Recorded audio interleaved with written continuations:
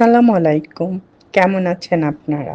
আশা করি ভালো আছেন। আমি কাঠগোলাপ গাছের ডাল থেকে কিভাবে চারা তৈরি করি সে সম্পর্কে আজকে আপনাদের জানাবো।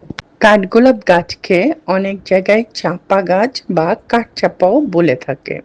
এ গাছের ডাল থেকে সহজেই চারা হয়, তবে ডালটি নেওয়ার সময় একটু পরিপুষ্ট ডাল নিলে ভালো হয়।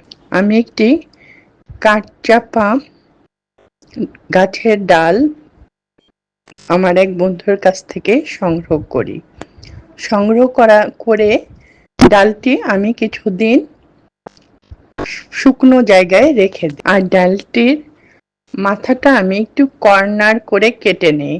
ডালটি লাগানোর আগে রুট হরমোন লাগিয়ে নিতে পারেন। আমার কাছে রুট হরমোন ছিল না, আমি আমার গাছের অ্যালোভেরা ডালের নির্যাস লাগিয়ে দিয়েছি। তারপর 50% মাটি 50% বালু দিয়ে তৈরি করা একটি টবে ডালটি লাগিয়ে দিই। 20-25 দিনের মধ্যেই পাতাগুলো আবার সজীব হয়ে ওঠে। আর বন্ধুরা, ডালের মধ্যে যদি পুরনো পাতা থাকে সেই পাতাগুলো ফেলে দিতে হবে। 1 মাস পর ডালটি থেকে যখন শিকড় হবে তখন আপনারা রিপোর্টিং করতে পারেন বা ওই টবেও রেখে দিতে পারেন।